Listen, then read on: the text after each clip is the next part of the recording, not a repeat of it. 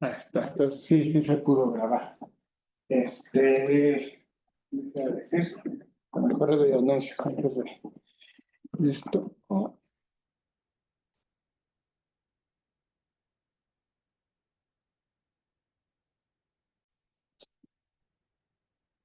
Entonces, geometría computacional.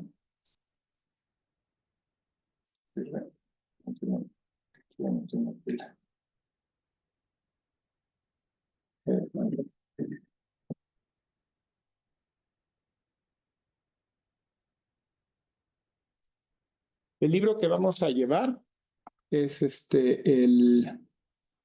ahí está. Es Computational Geometry Algorithms and Applications de Mark de Berg y, bueno, lo buscan en internet. Ahí está. Es un libro de licenciatura, pero es avanzado, entonces la parte de matemáticas está bastante tranquila. ¿Ok? Pero es muy buen libro. ¿Qué es la geometría computacional? Pues la geometría computacional es el resolver problemas de geometría, pero con algoritmos. ¿Ok? Entonces ¿Mm? No. Ok. Un problema, por ejemplo, el más clásico de geometría computacional es cerradura convexa, ¿no? O sea, te da un conjunto de puntos y quieres encontrar el polígono que englobe todos los puntos, ¿no? Entonces, ¿cómo lo encuentras? Pero ¿cómo das un algoritmo que lo encuentre? O sea, cuando en algoritmos tú quieres que el algoritmo sea lo más rápido posible. Ujú. También quieres, por ejemplo, que gaste poca memoria. Quieres también que cuestiones de precisión numérica. La geometría computacional pues está entre las matemáticas discretas y geometría, o sea, toma cosas de geometría, pero también mucho de matemáticas discretas. Podemos estar hablando de gráficas y demás, pero bueno, para los que no hemos llevado mate discretas, no se apuren, eso no es el problema. Pero sí necesito que si algo no entienden, que me paren y me digan, esto no sabemos qué es, ¿no? Porque es fácil que yo suponga que lo saben. La geometría computacional tiene muchísimas aplicaciones, se empezó a desarrollar a finales de los 70s, principios de los 80s, y se usó mucho, por ejemplo, en graficación por computador, ¿no? En videojuegos. También se usa mucho en sistemas de información geográfica, por ejemplo, en mapas, ¿no? En modelación de terrenos. Por ejemplo, si tienes un terreno y va a haber una inundación, qué partes se van a inundar, cuáles no. Por ejemplo, si tienes en Google Maps, ¿no? Cuando tú estás buscando una calle, pues no te dice nada más, o sea, no busca todas las cosas, tienes una ventana con la que estás viendo el mapa, ¿no? Y tú buscas un restaurante, ¿no? Y pues no revisa contra todos los restaurantes del mundo a ver si están en tu cuadro. Tienes lo que se llama una estructura de datos para hacer esa búsqueda de manera eficiente y decirte qué restaurantes están en ese cuadrado, ¿no? Más rápido que buscarlos contra todos los posibles del mundo. Si lo piensan, no es un problema fácil. No solamente que te doy el mapa del mundo y te digo, dime los restaurantes que están en este cuadro que te doy de tantos kilómetros por tantos kilómetros, pues la manera mala de hacerlo sería pues, checar contra todos, ¿no? Entonces, ¿cómo organiza las cosas para hacer esa búsqueda más rápido? En robótica y planificación de movimiento, los robots generalmente tienen brazos articulados y un rango de movimiento. Entonces, tú puedes mapear ese rango de movimiento con ciertas variables, ¿no? O sea, por ejemplo, puedes decir, esta articulación tiene de 0 a tantos, no sé, a pi grados de rango, esto se puede mover a esta altura y eso te va dando un espacio de coordenadas donde tú te puedes mover y tú quieres llegar de esta posición del robot a esta otra. Y esa caminata la haces en ese espacio. Entonces ahí es donde encuentras un camino de donde estás a donde quieres llegar. ¿No? Esto se usa ahí. Se usa en investigación de operaciones también. O sea, por ejemplo, tú quieres colocar tiendas que estén lo más cerca posible de los clientes, ¿no? Entonces tiene muchísimas aplicaciones en diseño asistido por computadora, por supuesto, cuando diseñan motores o casas. Entonces, todo lo que involucra geometría y algoritmos o computadoras es la geometría computacional. Esto es acá internet, ¿no? Pero es una graficación por computadora. Aquí el asunto es que, no sé si ustedes estén conscientes, cada vez es más difícil darse cuenta que los videojuegos, eh, la, las imágenes están hechas por muchos triángulos. O sea, una imagen 3D en un videojuego no es otra cosa que muchos triángulos, muchos, que se grafican simultáneamente por la computadora. Y digo que ahora es más difícil darse cuenta porque hace años tú podías ver los triángulos. O sea, tú veías una imagen por computadora y se veían esos triángulos. Pero ahora son tan pequeños los triángulos que ya no lo ves, ya lo ves como algo continuo, pero en el fondo siguen siendo muchos triángulos.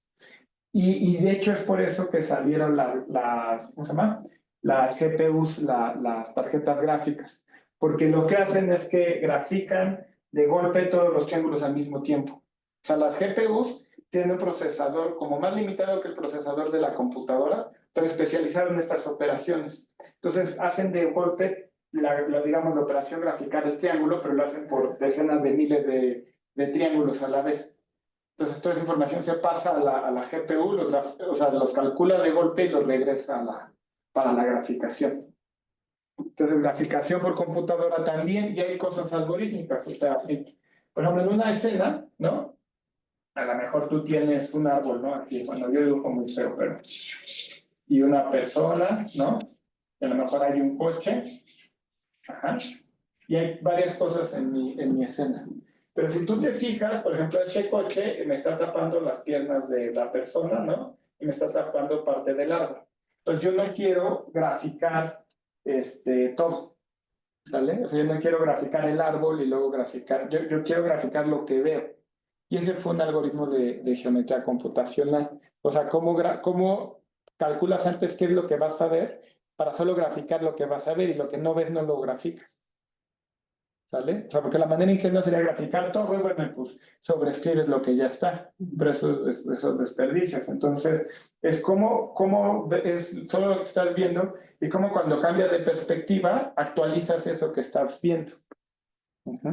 Y en ese sentido, pero gracias a ese algoritmo que se llama el algoritmo del pintor, se hizo un juego muy famoso que no sé si conozcan, Doom. Más o menos. Fue el primer one shooter que hubo. Sí. Que era un cuate que la imagen es así y está como en una mazmorra y va cambiando y sale el monstruo. Pues eso, gracias al algoritmo del pintor se pudo correr Doom en esa época, porque el hardware no lo aguantaba así lo que hacía de manera ingenua. Entonces hicieron el algoritmo y gracias a eso se pudo hacer Doom. Que tú estás en física, me acordé, también se usa la geometría computacional en modelación.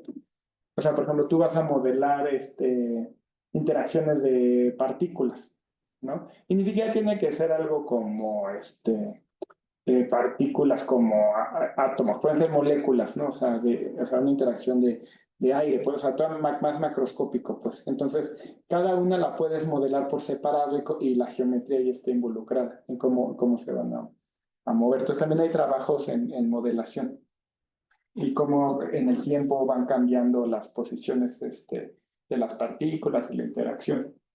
El curso se va a tratar sobre estos algoritmos fundamentales sobre lo que se construye eso. Bueno, lo de información geográfica que les decía, o sea, sí, en información geográfica también está el asunto que este es el mundo, ¿no? Y hay mucha información por capas, ¿no? O sea, por ejemplo, nos puede interesar la información de satélite, la topografía, o sea, las alturas, ¿no? La infraestructura de transporte, densidades y todos esos datos, pues están, nos gustaría pues, ponerlo uno encima de otro, ¿no? O sea, por ejemplo, ver cómo está la densidad poblacional con la ubicación de hospitales, ¿no? Entonces, todo eso está por detrás, geometría computacional. Nada, lo puse por ponerlos, lo de los robots, ¿no? En diseño asistido por computadora, pues ya hoy en día esto se hace con la computadora y todo esto son polígonos, ¿no? Entonces hacen, por ejemplo, motores y las piezas ya las hace el ingeniero con un software para ir poniendo un engrane acá y ver cómo se van a trabajar las diferentes piezas y demás. Con CAD, ¿no? Con CAD, ajá. Y todo eso lo hace con geometría computacional. Ahora también hay más aplicaciones, se está poniendo de moda, por ejemplo, en la arquitectura, ¿no? O sea, lo que está aquí se llama diagramas de Voronoi. la idea de los diagramas de Voronoi, ay, hubiera puesto más imágenes. Ustedes tienen sitios, ¿no? De Voronoi. Así es. Tienen, por ejemplo, sitios en el plano, ¿no? Y entonces, la región de Voronoi de este punto son todos los puntos del plano que están más cerca de este punto que de cualquier otro. Entonces, si ustedes lo hacen, se va a ver algo así. Más o menos aquí. Aquí. Este va a ser como el diagrama de Voronoi. La otra manera de pensarlo es, imagínense que este es un león, ¿no? Y entonces, si hay un animal aquí, pues llega primero, me quedo en el checo de ver como por acá, llega primero este que este. ¿Ah? Entonces, lo que tú pongas aquí está más cerca de este punto que de cualquiera de los otros. Es como la región de influencia. Y en la naturaleza aparece mucho. Por ejemplo, las alas de las libélulas forman diagramas de Voronoi, los patrones de las pieles de los animales forman diagramas de Voronoi. Los animales tienen sus territorios en diagramas de Voronoi. Y intuitivamente o instintivamente, si ustedes ven esta imagen, como que parece más natural, más orgánico. Ajá. O sea, ustedes lo ven y esto parece como sí, algo que puede haber salido de la naturaleza, pues. Están experimentando con esas ideas de poner diagramas de Voronoi en arquitectura para dar esta sensación de algo orgánico y demás. Bueno, pero el asunto que ustedes no llevan algoritmos es cómo se modelan, cómo modelamos matemáticamente una computadora, o sea, cómo hablamos de la computadora, o sea, lo que nos va a interesar medir es el tiempo de ejecución de los algoritmos, o sea, cuánto tardan en correr.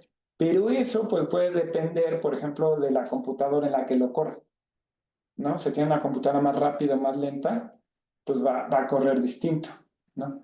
También va a depender de la implementación que hagan. O sea, por ejemplo, si lo programan en C versus si lo programan en Python, pues puede haber una diferencia de 100 veces de velocidad, 30 veces de velocidad. Entonces nos gustaría extraer todas esas cosas y hablar de los algoritmos como tal. Entonces para eso vamos a usar algo que se llama no lo puse. Sí, el modelo RAM de cómputo. Entonces en el modelo RAM de cómputo vamos a imaginar que tenemos un procesador, ¿no? Y ese procesador puede hacer operaciones, o sea, puede sumar números, multiplicar números, divisiones, etc. Este va a ser el procesador y va a tener acceso a localidades de memoria. Esta memoria, va a estar indexada, o sea, si ustedes la quieren ver va a ser 1, 2, va a ser así, lo que llamamos un arreglo enorme, pero finito de memoria. Nunca se les va a acabar, pero es finito. Entonces, aquí ustedes pueden guardar números. Por ejemplo, pueden guardar el 5 aquí, ¿no? Pueden guardar el 10.2, etcétera, ¿ok?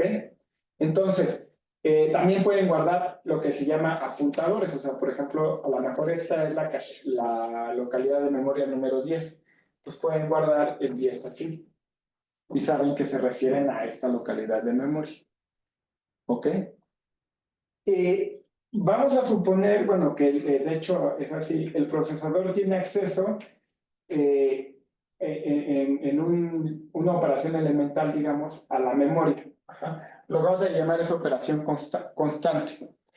Y puede sumar y multiplicar en tiempo constante. Es decir, para nosotros todas estas operaciones van a valer lo mismo, aunque en la vida real pueden valer distintos. O sea, no es lo mismo multiplicar enteros que multiplicar punto flotante. No es lo mismo acceder a memoria que hacer operaciones aritméticas. Pero para nosotros todas esas operaciones van a ser como del mismo costo. Entonces van a tardar un cierto tiempo, unas fracciones de segundo, pero para no complicarnos la vida, para nosotros van a ser operaciones de tiempo constante. Entonces, ¿cuánto van a valer? Pues una constante, o sea, un cierto tiempo, no sé, tantos nanosegundos, no importa. Lo importante es que esas operaciones van a ser constantes y sobre eso vamos a ver a contar cuántas de esas operaciones constantes hace nuestro algoritmo para hacer estas operaciones. ¿Ok? Estas casillas de memoria van a tener un tamaño finito.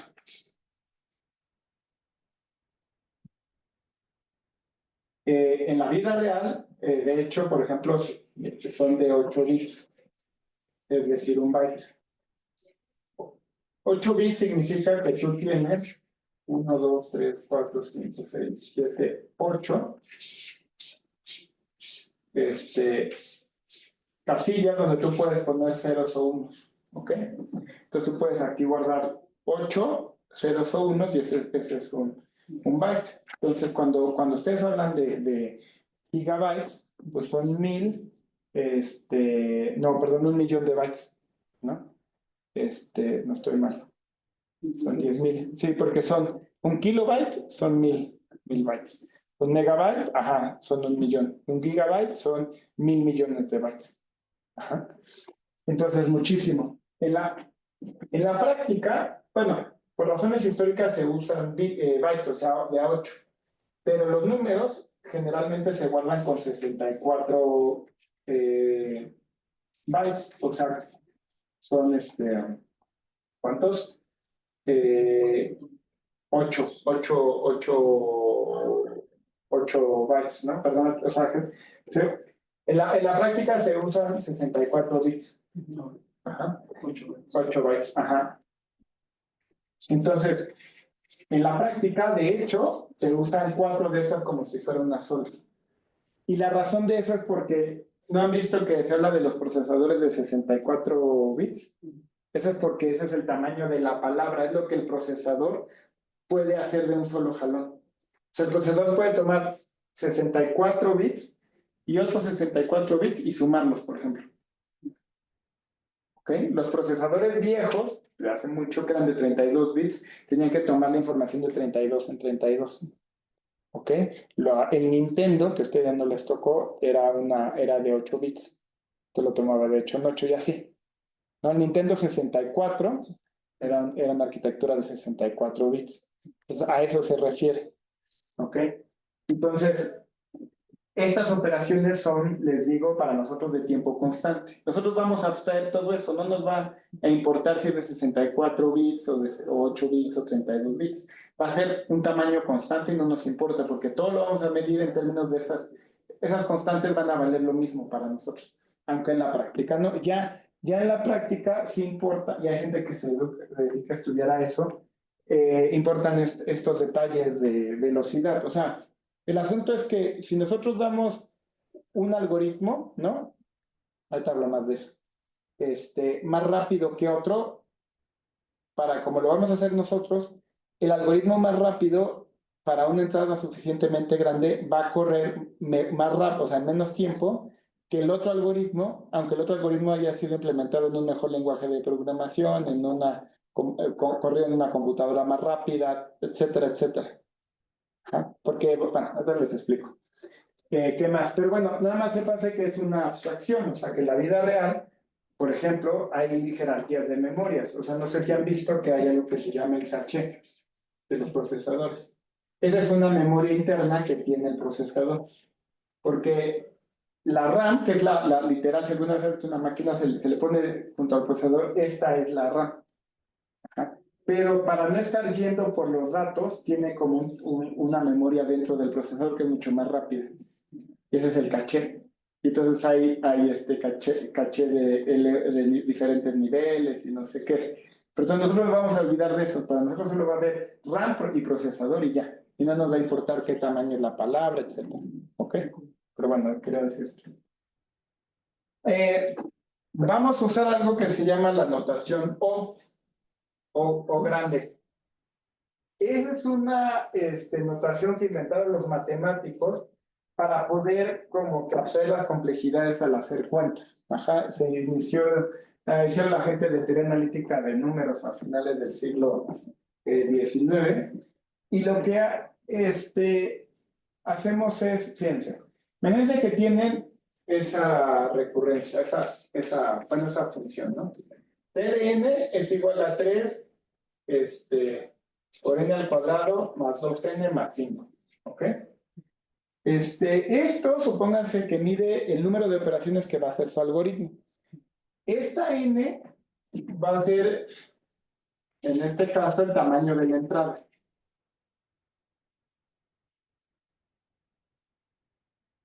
Y esto va a ser el número de operaciones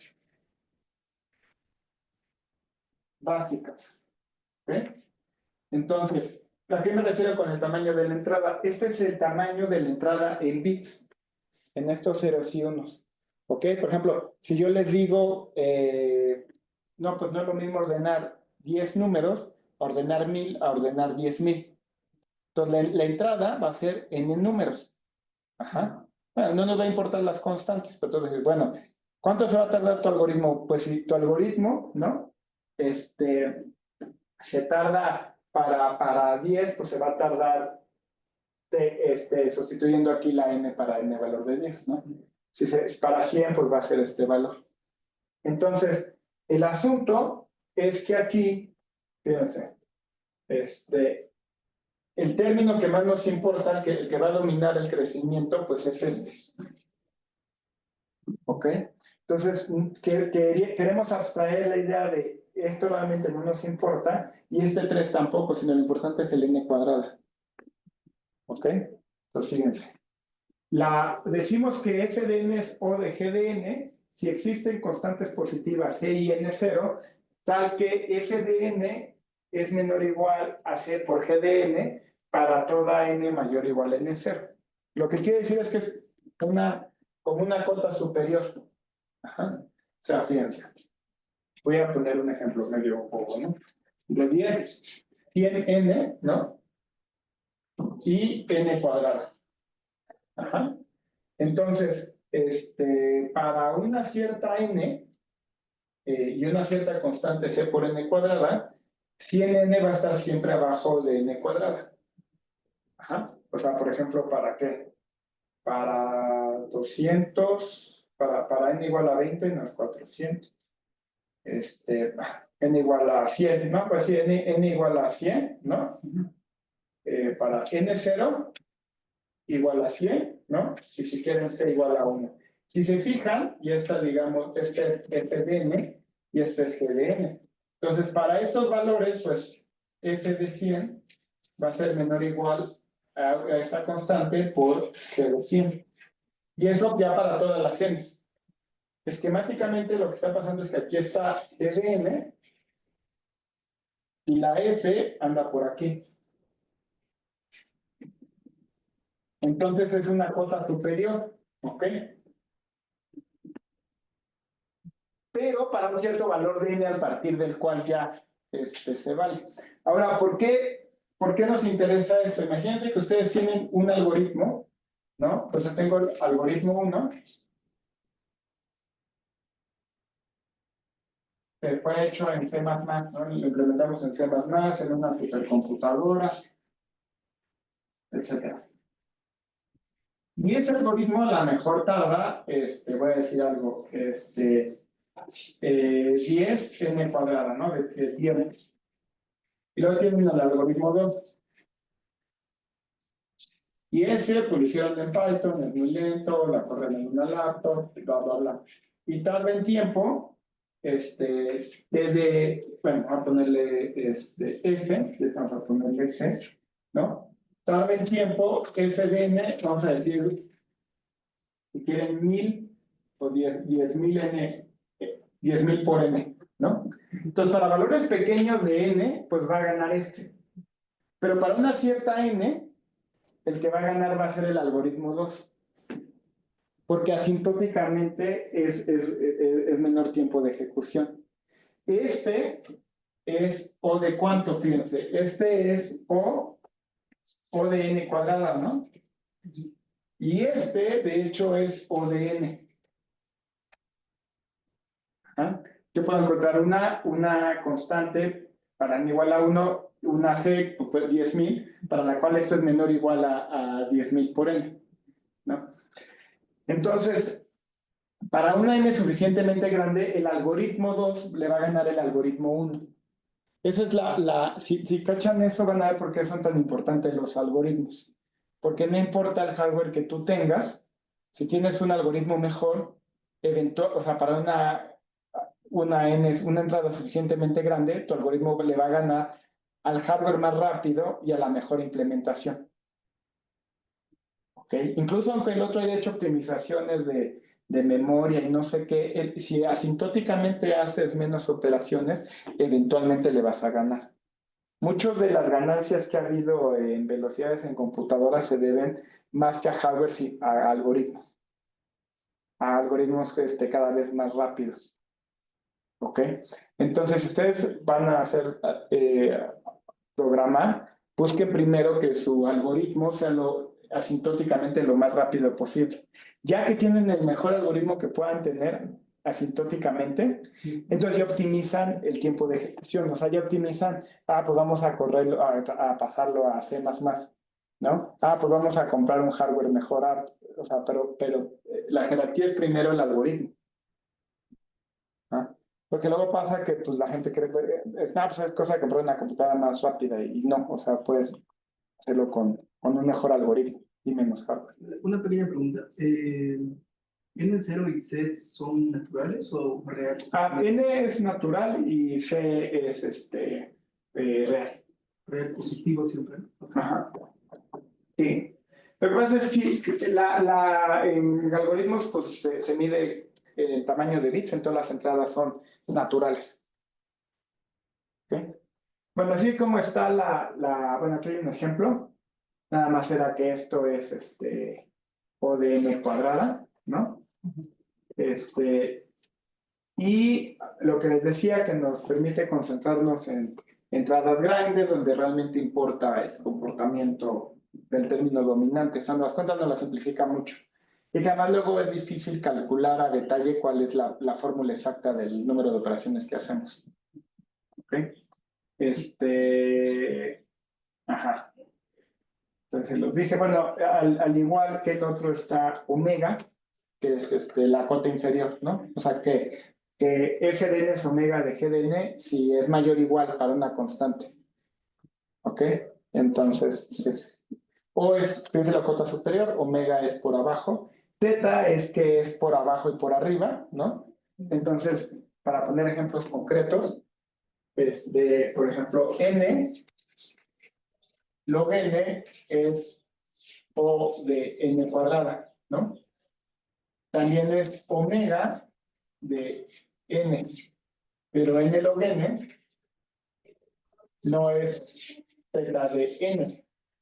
O sea, está por arriba porque la teta es que esté por arriba y por abajo. Ajá. Entonces, esta cota n es omega de n, pero no es O de n. No, o sea, n log n no es O de n. ¿Ok? Bueno, bueno, n log n, pues claramente es teta de n log n. ¿Ok? Bueno, ese es. Ahora, ya hablando sobre lo propio de geometría computacional, pues necesitamos una manera de traducir la información geométrica a la computadora, porque la computadora pues, lo que hace es operar con números, ¿no? Hace sumas, restas y demás, pero no tiene de manera nativa como con ojos, pues, o sea, no ve lo que está pasando. Entonces, necesitamos una manera de la información geométrica transformarla en algo para que la computadora pueda trabajar con ello.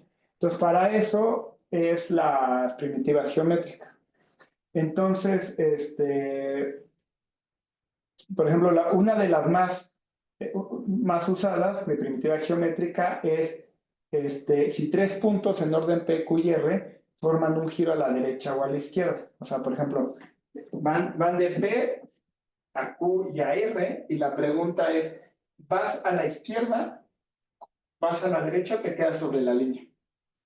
¿No? Resulta que eso lo podemos calcular con un determinante. Si toman tres puntos en el plano XP, YP, XQ, YQ, XR y R y se fijan en este determinante, o sea, el 1x, p, y, p, 1x, 1x, r, y, r, si el determinante en signo es mayor a 0, entonces dan un giro a la izquierda. Si es menor a 0, dan un giro a la derecha, y si es igual a 0, son colineales. Entonces, con esa información, la computadora ya puede hacer, ya pueden tener algoritmos geométricos, porque ya pueden saber, este punto, ustedes lo ven de inmediato, ¿no? Los profes les dicen, pues va para la izquierda, pero la computadora no sabe eso. Entonces, esa es una operación, una primitiva geométrica, ¿ok? Ahora, pues lo pude haber hecho de muchas maneras, ¿no? Podría decir, las primeras veces que la gente lo intenta, que no ha tomado geometría computacional, se les ocurre hacer, por ejemplo, pues yo que voy a hacer es calcular este ángulo, ¿no? Y usar, por ejemplo, funciones trigonométricas. No quieres hacer eso por cuestiones de estabilidad numérica que se llama. Cuando estos números están muy cerca del cero y usas una función trigonométrica, es posible que te dé un resultado erróneo. O sea, las computadoras no trabajan con números reales exactos, trabajan con lo que se llama número flotante, y es una aproximación a números reales. Cuando esos números están muy cerca del cero, puede que te den un resultado incorrecto, puede que te den un cero cuando no es un cero, puede que te den negativo cuando es positivo, y esos errores se van acumulando. Como la capacidad de bits, ¿no? ¿Sí? Ajá, la precisión numérica. Pero si tú usas estas operaciones, aquí solo estoy haciendo multiplicaciones. No estoy haciendo nada como, o sea, las funciones trigonométricas tienen peor precisión numérica. Son más propensas a errores. Además, con esto tú puedes saber dónde está tu rango de precisión. O sea, tú puedes ver la implementación de bits que estás teniendo y saber si hay peligro de que eso te diga mentiras. No te voy a hablar más de eso, pero ¿qué quieres de una primitiva geométrica? Que sea lo más estable posible, o sea, lo más robusta ¿cómo se llama? A números pequeños y demás, o grandes, que ocupe el menor número de operaciones posible, porque, por ejemplo, otro problema de funciones trigonométricas es que es más complicado calcularlas. Entonces, tú quieres la menor cantidad posible de operaciones. En este caso, son muy fáciles, multiplicaciones y sumas. Bueno, y restas, ¿no? Entonces, quieres pocas operaciones porque esto lo vas a estar haciendo muchas veces. O sea, como esa es tu operación, tu primitiva geométrica, vas a estar, cuando estás trabajando con geometría, vas a estar haciendo esas una y otra vez. Entonces, estas quieres que sean como lo más robustas y lo más rápidas posible. Entonces, esa es una primitiva geométrica. Por ejemplo, en Python se haría así, ¿no? Se regresa la orientación. ¿Qué podemos hacer? Por ejemplo, si yo les doy dos segmentos, PQ1 y PQ2, y les digo, a ver, ¿estos segmentos se intersectan o no? ¿No? Es una cosa, una pregunta bien, es como un primer problema de geometría computacional, ¿no? Todos los dos segmentos se intersectan, ¿sí o no? Entonces observen que si se intersectan, ¿qué tiene que pasar? Cuando yo voy de P a Q2, estos dos signos tienen que ser distintos, o sea, tiene que ser una vuelta a la izquierda y una vuelta a la derecha o al revés. O sea, si los dos, si P y Q están acá, no se intersectan. Y en ese caso, P, Q2 y Q1 sería una vuelta a la izquierda, y P2, Q2 y P1 sería una vuelta a la izquierda. Entonces, quieres que estos dos puntos, para que se crucen, quieres que estos dos puntos estén de lados opuestos de la línea que pasa por estos dos. ¿Sale? Y lo mismo pasa para estos. Entonces, se intersectan, sí, solo sí, PQ1 y P2 y PQ1 y Q2 tienen orientaciones distintas, y también PQ2 y P1 y P2, Q2, Q1 tienen orientaciones distintas. Y si no, pues no se intersectan. ¿Vale? Entonces con esa función rápida tú puedes determinar si se intersecta o no.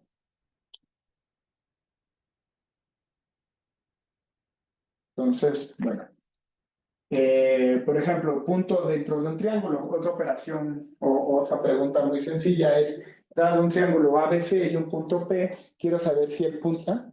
En la transparente anterior en esa, Por ejemplo, ¿cómo aseguramos que P1, Q1 no esté fuera del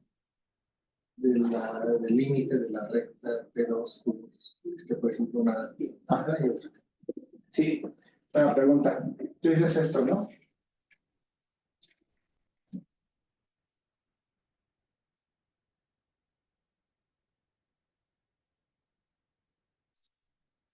Entonces, en efecto, como dice su compañero, P2 está de este lado y Q2 está de este lado. Pero no es cierto, pero ahora haces la prueba con respecto a esto. Ahora, estos dos están del mismo lado. O sea, cuando vas de P2 a Q2, ambas son vueltas a la derecha. O sea, P2, Q2 es una vuelta a la derecha. P2, Q2, Q2, P1 es una vuelta a la derecha. Entonces necesitas que ambas, o sea, que cuando tomas un segmento queden del otro lado y cuando tomas el otro segmento queden de lados opuestos. ¿Ok? Y eso sí, solo sí lo puedes demostrar. Eso es el chiste. Ahora, imagínate que yo quiero saber si P está dentro del triángulo ABC. ¿Cómo lo hago con primitivas geométricas? Pues resulta que está, sí, solo sí, del triángulo. Entre las otras dos. Bueno, no le hagan caso. Lo importante es que ABP, BCP y CAP tienen la misma orientación. Es decir, tengo el triángulo.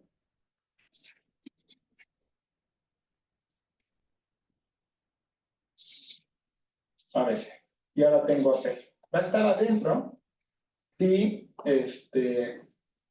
si cuando voy de A a B me fijo en la orientación. O sea, esto es una vuelta hacia acá, ¿no? Hacia la izquierda. Y ahora voy de B, C, P, también es una vuelta a la izquierda. Y luego voy de C a P, también es una vuelta a la izquierda. ¿Ok? Si esas tres vueltas tienen en la misma dirección, el punto está dentro.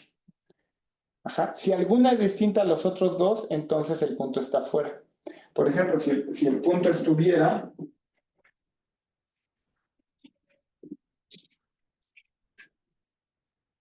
Si el punto estuviera, digamos, donde les gusta, aquí, ¿no? Ah, bueno, aquí es A, B, C, esto sería una vuelta a la derecha, ¿sale? B, C, A sería una vuelta a la derecha también, ¿no? Ah, no, aquí ya falló. ¿Estoy bien? Esta es... Ah, no, sí, es para acá, o sea, pero C, A, D ya me cambió A la izquierda. a la izquierda, sí, sí, ¿verdad? Esta ya. Entonces, esta es distinta de estas otras dos. Por lo tanto, está fuera del triángulo. ¿Ok? Y a veces un tanto aburrido, pero al final tú implementas esas funciones y ya dices punto dentro del triángulo, vuelta izquierda, vuelta derecha, y ya las usas como funciones. O intersección de segmentos, o sea, lo programas una vez y nada más llamas a tu función intersección de segmentos. Ok, otro más. Determinar si un punto está dentro de un círculo. Entonces yo les doy un círculo, determinar que pasa por los puntos A, B y C. Si quiero saber si el punto P está dentro del círculo, está fuera del círculo o está exactamente en el círculo. Y también se hace con un determinante. Tomas las coordenadas de A, B y C, tomas estos, x al cuadrado, etcétera, y tomas este punto. Si es mayor a 0, el punto está fuera del círculo. Si es menor a 0, está en el interior. Y si es exactamente igual a 0, está justo en los puntos. Los 4 puntos son cocirculares. ¿Ok? Esa es otra primitiva geométrica. Bueno, una aplicación o una definición es el cierre convexo. Entonces, un conjunto es convexo si contiene a todas las, si dado cualquier par de puntos en el conjunto, con la línea, el segmento de recta que los une, está contenido en ellos. Entonces, yo tomo este conjunto, ¿no? Entonces, es convexo si cuando ustedes toman cualquiera dos puntos, el segmento de recta que pasa por ellos está contenido en el conjunto. Esto es convexo. Y esto es no convexo. ¿Ok? Entonces, la cerradura convexa de un conjunto de puntos o de cualquier conjunto, pues solamente que tienen un conjunto S de n puntos.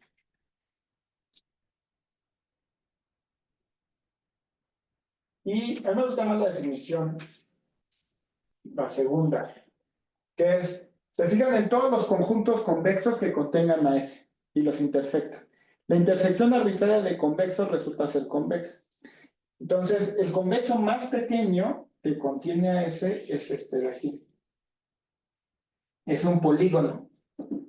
Ajá. Y esta es la cerradura convexa de S. Entonces lo pueden definir como el polígono más pequeño que contiene al conjunto, o la intersección de todos los conjuntos que contienen todos los convexos que contienen al conjunto, o todas las combinaciones convexas de puntos en P. Esta es otra definición. Entonces son combinaciones lineales, donde los lambda, de lambda i por P, donde los P están en el conjunto, los lambda i son mayores o iguales a 0, y los lambda i suman 1. Es más fácil verlo, la definición, cuando consideran dos puntos, ¿no? Entonces, si yo tengo dos puntos, P1 y P2, entonces, ¿cuál es la cerradura convexa de eso? El segmento de recta que los une, ¿no? Entonces, este punto que está a la mitad, pues es un medio de P1 más un medio de P2. Y así está parametrizado todos los puntos que están acá. Entonces, esa es la cerradura convexa. Ustedes podrían tener un cuarto de P1 más un cuarto, más 3/4 de P2, y esto estaría por acá. Y lo mismo pasa si la consideran un triángulo. Entonces, tienen P1, P2 y P3, esta es la cerradura convexa. Y todos los puntos de aquí los pueden escribir como combinación convexa de estos tres puntos. Pero el punto aquí en medio debería de ser un tercio de P1 más un tercio de P2 más un tercio de P3. Es equivalente. En general, para n puntos, pues son combinaciones convexas. ¿Ok? Entonces, a nosotros nos gustaría calcular la cerradura convexa. Vamos a hacer un algoritmo para calcular la cerradura convexa. Entonces, la manera en que lo hacemos... Una pregunta, bueno, o sea, tiene que ver un poco más con la parte teórica. ¿Siempre existe el cierre convexo? Sí, porque el plano es convexo, ¿no? Todo el plano es convexo. Entonces, la otra definición es la intersección de todos los convexos que contienen al conjunto. Entonces, al menos existe un conjunto convexo que contiene al conjunto, pues entonces la intersección es no vacía, ¿no? Entonces, siempre... ¿Por qué pensabas que podría no existir? Pues es que, o sea, bueno, de manera teórica otros espacios, tal vez, no sé, quién sabe. Ya. No, eso siempre existe. Ok. Y se generaliza R3 a RD. ¿Ok? Entonces, fíjense.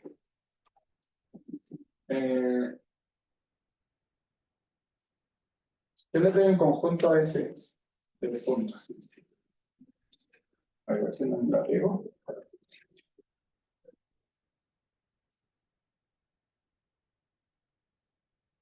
Y lo primero que me dice es, revisa todos los puntos, ¿no? Y encuentra el punto P0 de coordenada Y mínima, ¿no?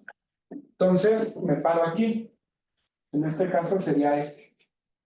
Este es P0, ¿no? ¿Cuánto me llevó a hacer esas operaciones? O sea, ¿cuánto me tardo en encontrar el punto de coordenada Y mínima? Sí. Por n, ¿no? O de n. Porque los comparo. Tomo uno y tú digas, este es el mínimo y lo comparo con el siguiente, y si le gana, pues me quedo con ese. Entonces, en tiempo O de n, podemos encontrar el de coordenada mínima. Y luego los ordeno por ángulo alrededor de P0.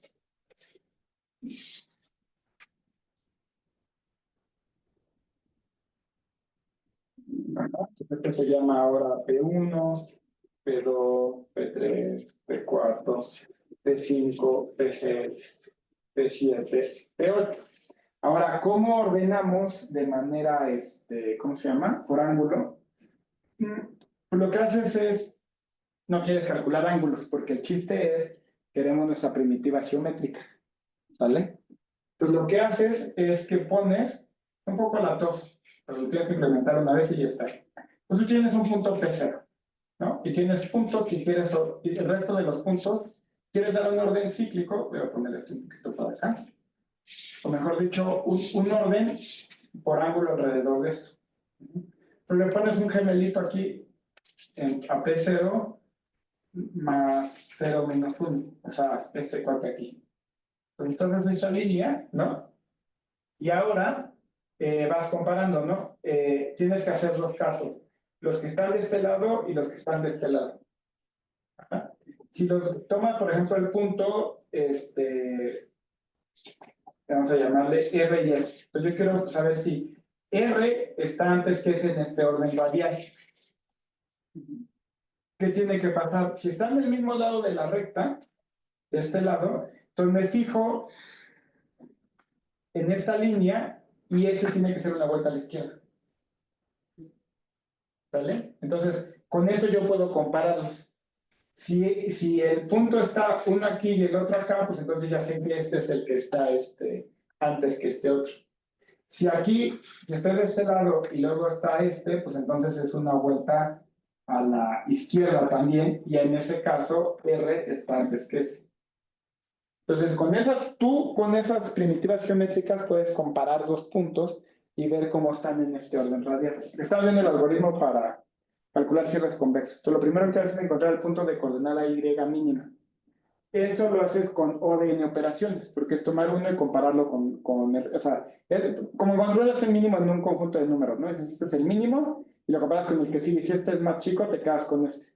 Y en una barrida de todos ya acabaste y en N operaciones tienes el mínimo. Y ahora quiero ordenar por ángulo, ¿no? Pero de manera radial, o sea, que sea, ya encontré P0 y ordeno todos estos por ángulo, ¿no? Ahora, para ordenar necesito comparar, o sea, cuando sé que P1 está antes que P2 y quiero usar mis primitivas geométricas. Entonces, lo que les decía es que la manera de hacerlo es que tú tienes P0, trazas una línea imaginaria si quieres, pero bueno, lo puedes hacer con un gemelo de que vaya de P0 más. Lo bajas la altura en 1, ¿no? Y trabajas los que están de este lado y los que están de este lado, o 1 y 1. Entonces te doy dos números, R y S, dos puntos, perdón. Entonces R está antes que S, y cuando vas de P0 a R, es una vuelta a la izquierda. Ajá. Y ya con eso te dice que es que está antes que S. Si este está acá y este está acá, pues entonces ya sabes que es ¿cómo se llama? Este está antes que este. Entonces, con esa manera de comparar los 2 a 2, tú puedes ordenar, porque eso se ve en algoritmos. Hay algoritmos de ordenación. O sea, ¿cómo ordenas un conjunto de números? Bueno, si yo te doy un conjunto de números, a ver, dame ¿cómo ordenarías números? Yo te doy, no sé, 5, 4, 8, 1, 10. O sea, ¿cómo pasas de esto a esto?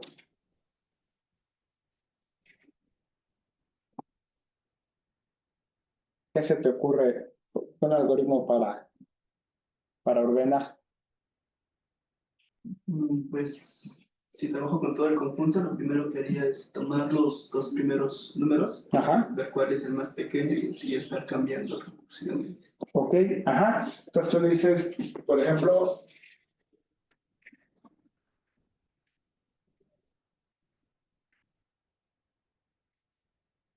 compara estos dos, ¿no? Sí. Entonces digo, pues este es más chico, lo paso para acá, y después el 10, ¿no? Entonces, compara el 10 con el 8, pues este es más chico, lo paso para acá. y luego tienes que comparar este con este. Sí, eso es un paso muy...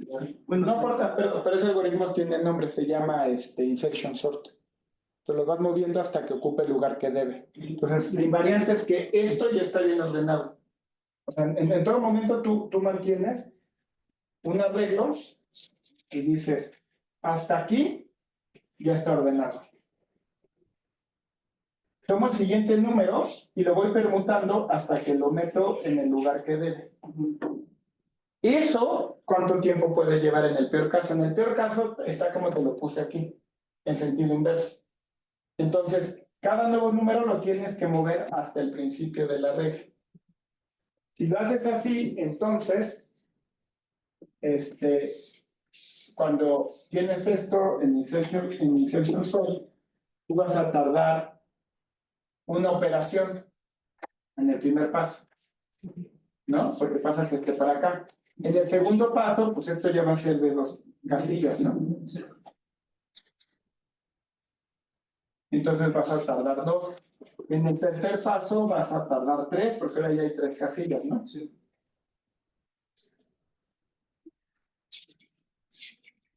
1, 2, 3, ajá. Entonces, en general vas a tardar n, vas a tardar la suma desde i igual a 1 hasta n.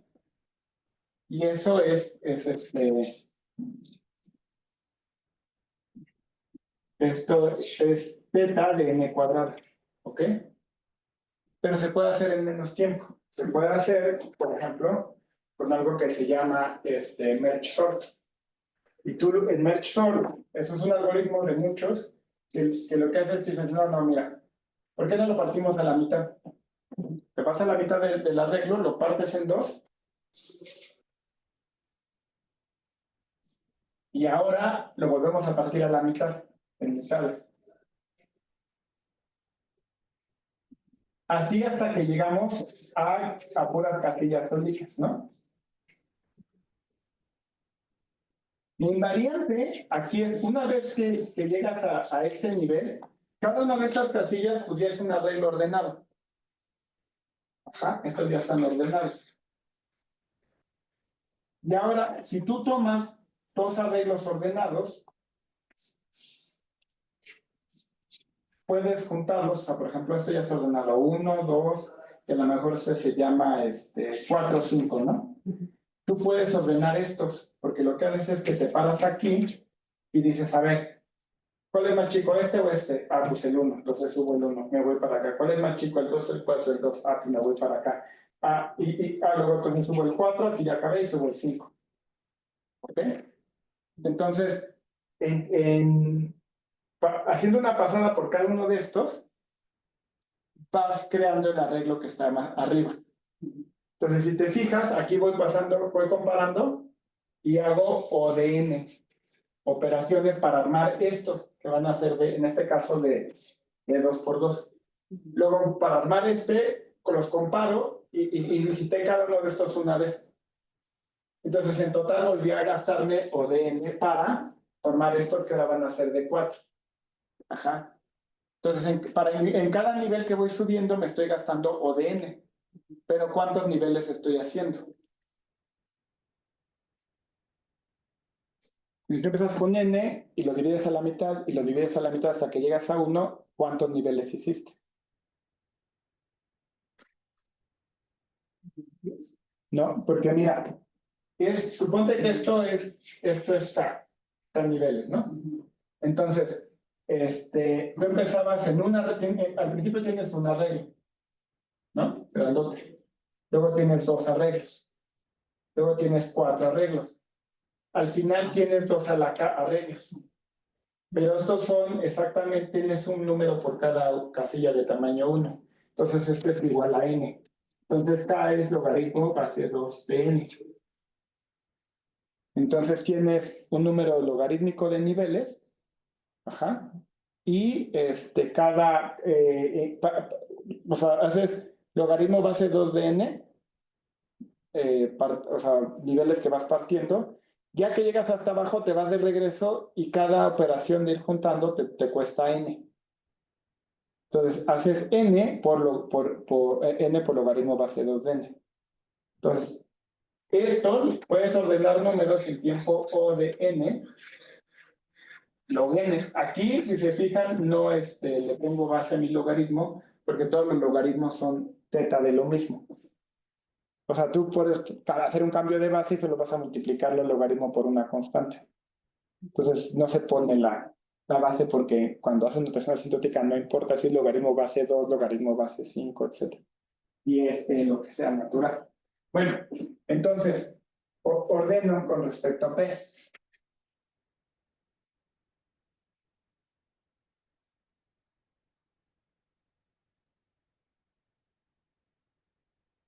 Y eso me lleva O de n, eso me lleva O de n log n. ¿Vale? Y ahora,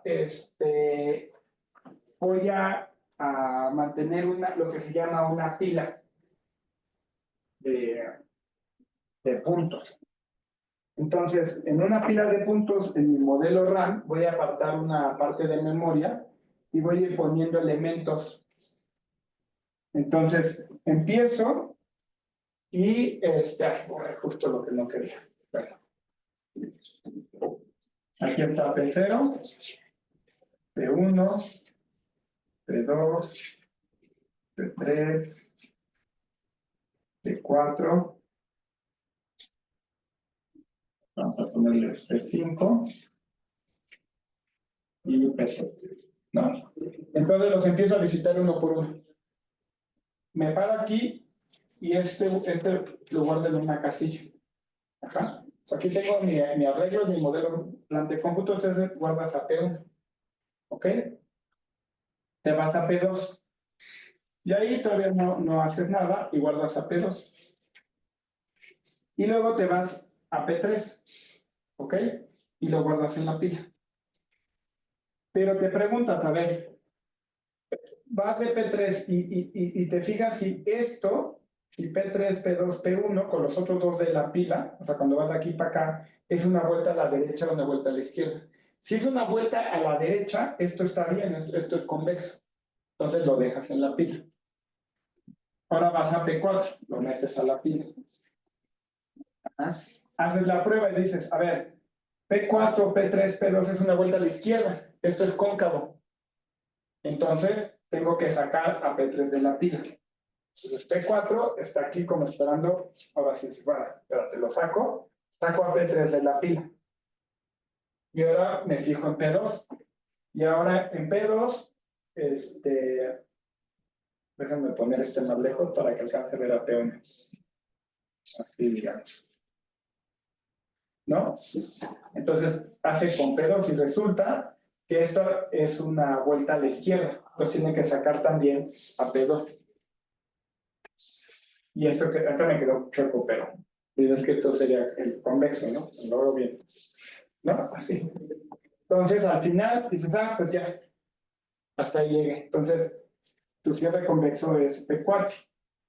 P4, o sea, es P4 y P1. Y ahora te vas a P5.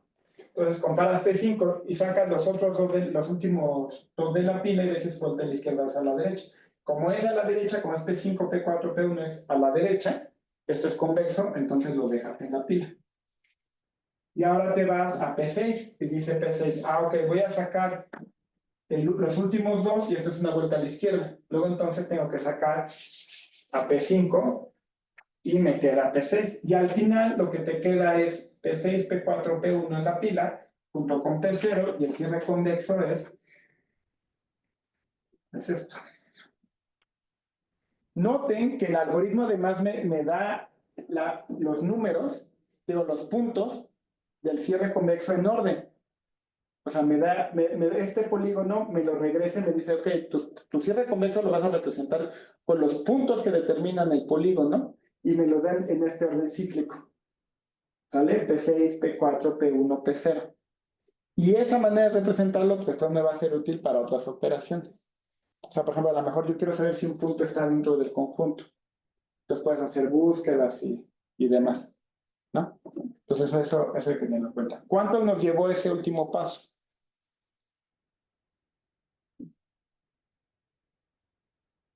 Pues si se fijan, una vez que un elemento lo saco de la pila, no lo vuelvo a considerar jamás. ¿Lo ven? O sea, cuando dices, P3 ya quedó fuera, queda tapado. Entonces, esa operación de sacarlo de la pila se lo cargo a él cuando lo saco. Y solo visito un punto una vez cuando, o sea, me paro en él, y cuando esa visita se la cargo ese punto, y luego las búsquedas a ver si te saco uno de la pila, se los cargo cuando lo sacas a ese punto. Ajá. Entonces, en total, el número de operaciones elementales que haces es lineal. ¿Sí lo ven? Entonces, bien. O sea, te paras en el punto I, ¿no? Y luego visitas elementos de la pila. Puede que saques muchísimos puntos, pero estos puntos que sacaste no los vuelves a ver. Entonces, esa salida de la pila, cárgasela, pero al punto. De hecho, de otra manera, si te saco de la pila, tú vas a pagar por esa salida de la pila. Entonces, como cada punto sale como mucho una vez de la pila, el número de salidas de pila, pues es como mucho O de n. El número de visitas que hago, pues es O de n porque voy uno por uno. Ajá. Y ya. O sea, una vez que decido pasar al siguiente, pues lo hago una vez nada más. Cuando ya veo que es una vuelta a la derecha, ya no sigo visitando los demás. Entonces, en total, ese último paso de visitar los puntos me toma O de n. Entonces, en total, el algoritmo, ¿cuánto lleva? Como es notación asintótica, me fijo en el término más grande. El término dominante es, o sea, esto sería O de n más O de n log n más O de n. Entonces, lo que aquí gana es O de n log n. ¿Ok? Y sabemos que no se puede hacer en menor tiempo. Hay una cota inferior. Fíjense. Porque el número de comparaciones que tienes que hacer, en el peor caso, tienen que ser en el log n. A ver si me da tiempo. Eso se ve en algoritmos, pero bueno, imagínense que yo les doy ustedes me dan un arreglo de números, ¿no? Como los que habíamos visto. Entonces, me dan el número, no sé, un arreglo. Y me dan el 5, el 1, el 8, el 10, el 9, ¿no? Y yo quiero ordenar ese arreglo. Ajá. Entonces, yo podría transformar esto en un problema geométrico. Entonces, me fijo en los puntos x cuadrado. Entonces, este se vuelve 5,25, 1,1, 8,64, 10,100, 9,81. Y estos son puntos sobre una parábola. Ajá. Todos los puntos están en la cerradura convexa. Pero si yo quiero entregarte la cerradura convexa en orden, en ese orden cíclico, observen que te los voy a dar ordenados. Ajá. Entonces, si yo tengo un algoritmo para calcular cerraduras convexas, tengo de gratis un algoritmo para ordenar números. Y resulta que les voy a dar esquemáticamente la razón de por qué no se puede ordenar en menos tiempo de n log n un arreglo de n números, usando comparaciones. Entonces ustedes me dan su algoritmo el que quieran, ¿no? Entonces tienen n números y su algoritmo lo que hace es comparar dos. Toma dos de estos números y los compara. Y dependiendo de esa comparación toman otras decisiones, bla, bla, bla, pero en cada momento van comparando números. ¿Ah? Entonces, si ustedes empiezan aquí, hacen una comparación, pues esa comparación tiene dos posibilidades, o es menor o igual o es mayor, ¿no? La comparación que ustedes hagan aquí también va a tener dos posibilidades. Ajá. La comparación que hagan aquí van a tener dos posibilidades. Al final, en cada una de las hojas de este árbol, van a tener información suficiente para ordenar el arreglo. Pero ¿de cuántas maneras puede venir un arreglo desordenado? ¿Cuántas permutaciones hay de n? N factorial. Digamos que tiene altura h, o sea, h niveles. ¿Cuántas hojas hay aquí al final? 2 a la h, ¿no? Entonces, 2 a la h tiene que ser mayor o igual a, ¿cómo se llama? A n factorial. Y si lo hacen con la aproximación de Stirling, resulta que h tiene que ser omega de n log n.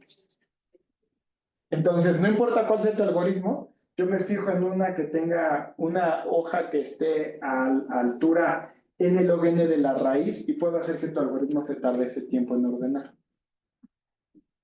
Todo por encima, pero esa es la idea. ¿Y qué más? Bueno, sí. Problemas numéricos. Como les decía, los números reales se aproximan usando números de punto flotante, es decir, no tenemos números reales de veras en la computadora, tenemos una aproximación. Entonces, la presión es relativa. Para números muy pequeños perdemos precisión. Entonces, por ejemplo, para estos valores, ¿no? Esto, pues, aunque son colineales, pues esto a lo mejor me dice que no son colineales, a lo mejor me dice que es vuelta a la izquierda o a la derecha. Entonces, ¿cómo se lidia con eso? Bueno, Sigal, que es como el estándar de geometría computacional, es una librería hecha en C++. Bueno, es un consorcio internacional de gente haciendo implementaciones de geometría computacional. Tiene muchísimos algoritmos implementados, corre muy rápido. Tiene robustez numérica garantizada porque ellos lo que hacen es que usan librerías de precisión arbitraria. Entonces, si se dan cuenta que no les alcanza, aumentan la precisión. O sea, tú en punto flotante calculas y si te da cero y si te da un resultado erróneo, pues es tu culpa, pues allá. Ni modo. Pero ellos hacen como, bueno, voy a necesitar más precisión, entonces como que piden más memoria para hacer los cálculos con precisión exacta. Ajá. Bueno. Usa aritmética exacta. Usa números racionales exactos para las coordenadas. ¿Qué más importante? En este caso, la orientación siempre es correcta en Sigal, siempre o sea, no les miente. El in-circle siempre es correcto. Si ustedes implementan en un lenguaje, por ejemplo en C++, y usan flotante, puede ser que sus primitivas geométricas con valores pequeños puedan tener errores. Pero Sigal no, Sigal usa otra implementación. Entonces, a veces las operaciones se tardan más de lo que normalmente debería, pero porque está calculando, asegurándose de que sí está en el círculo o está fuera del círculo o está... Ajá. Bueno. Otro ejemplo es usar, otra manera como nosotros hemos lidiado, tenemos implementado, nosotros yo implementé una biblioteca que usamos mucho con mis alumnos, ¿no? Y lo implementamos en Python y lo que pasa es que usamos números enteros para representar números. O sea, todos nuestros números son enteros. Pero Python lo que tiene es que tiene enteros arbitrariamente grandes. Entonces, en Python, un número, por ejemplo, este número se almacena de esta manera, donde este es un entero. Entonces, tú puedes calcular factorial de 100. O sea, tú puedes tener un entero en Python que tenga, no sé, 1000 dígitos. Y lo único que hace es agregarle más memoria. Y las operaciones tardan más, pero todas las operaciones con enteros en Python son exactas. Si las haces en C++, hay un límite, que es generalmente, si usas entero con signos, 64 bits, 2 a la 32. Pues una vez que pasas 2 a la 32, se da la vuelta y te empieza a sacar negativos. Pero en Python no, en Python hasta donde tú quieras. Y de esa manera, si solo usamos enteros, como el determinante solo usa multiplicaciones y restas, pues te da un entero. Entonces, nuestra primitiva geométrica siempre funciona. Entonces, así como lo resolvimos nosotros. Bueno, pero en la vida real, pues sí lo que sí puede pasar es casos como que no nos gustan, ¿no? O sea, puntos colineales. Eso es latoso porque, entonces, por ejemplo, cuando tú ordenas, ¿cuál está antes? O sea, si ordenas con respecto a ¿cuál está antes? ¿Este o este? ¿No? Puede ser cocirculares, puede tener la misma coordenada X. Un conjunto de puntos está en posición general si intuitivamente no ocurren coincidencias poco probables. Si yo tiro n puntos en el plano, ¿no?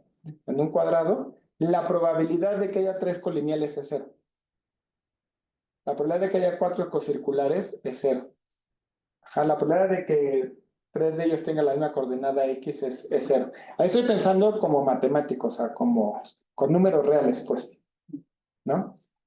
Entonces, para muchos algoritmos, la gente supone posición general para poder hacer el algoritmo, diseñarlo de manera más rápida, o sea, sin entrar en detalles de implementación. En la práctica, sí hay que lidiar con la posición no general, porque pues, la precisión es finita, ¿no? Entonces, si tú tienes píxeles en una pantalla, pues sí es fácil de que tengas puntos colineales, ¿no? Los datos mismos pueden tener casos lo que se llaman degenerados. Entonces, lo que se hace ahí es hacer dos cosas. O diseñas el algoritmo de manera de que esas partes degeneradas te ayuden, no te metan error. O sea, por ejemplo, en el caso de cerradura convexa, formalmente, si este es mi conjunto de puntos, y estos puntos son colineales, ¿no? Pues yo quería reportar cada uno de estos puntos. Entonces, cuando haces la vuelta, te aseguras de que te tienes que pensar muy bien tu algoritmo de, por ejemplo, si ordenas con respecto a que esta sea vuelta a la izquierda. O sea, esta la puedes definir como derecha o izquierda. Entonces, lo haces de manera de que te agregue este punto en tu cerradura convexa. Es latoso, pero lo puedes hacer. O sea, en esa donde es el punto izquierdo o derecha, digo, si es cero, entonces déjalo en la pila, ¿no? Para que sí me lo entregue al finalizar el algoritmo. Entonces, pero es latoso porque como se van complicando los algoritmos, eso es una lata. La otra es hacer perturbación simbólica, que es como si tú tomas los puntos y los mueves un epsilon, entonces, aleatorio, ya vas a perder todas las colinealidades.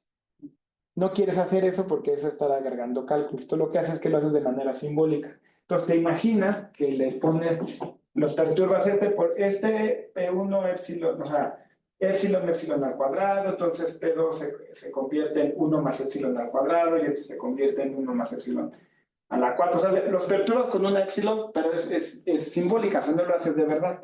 Haces los cálculos, acordándote que les asignaste esos valores epsilon, y al final resulta que el determinante de la orientación es epsilon al cubo más términos de mayor grado. Estos podrían ser 0, pero tu epsilon, bueno, hipotética, va a ser positiva. O sea, no se lo tienes que poner, simplemente te acuerdas que está ahí. Entonces, como es mayor a 0 y lo perturbe, pues entonces voy a decir que es una vuelta a la derecha, aunque no lo sea. Entonces, al final todo lo fuerzas a que sea derecha o izquierda. ¿Vale? Pero eso se los menciono como en esta clase y ya nunca más, porque durante todo el curso vamos a hacer su posición general. O sea, vas como bajando de dificultad, lo haces al nivel más abstracto, no abstracto, sino donde está como las cosas más fáciles. Pues estoy en posición general y no me preocupo mucho por cómo lo implemento. Le dices, bueno, ya.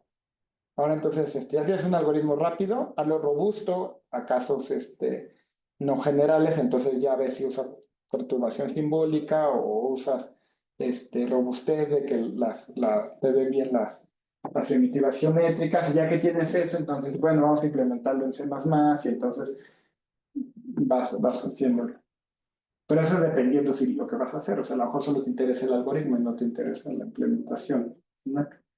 Y pues ya, y paramos. Sí, vayan viendo las clases de algoritmos, entonces las paso.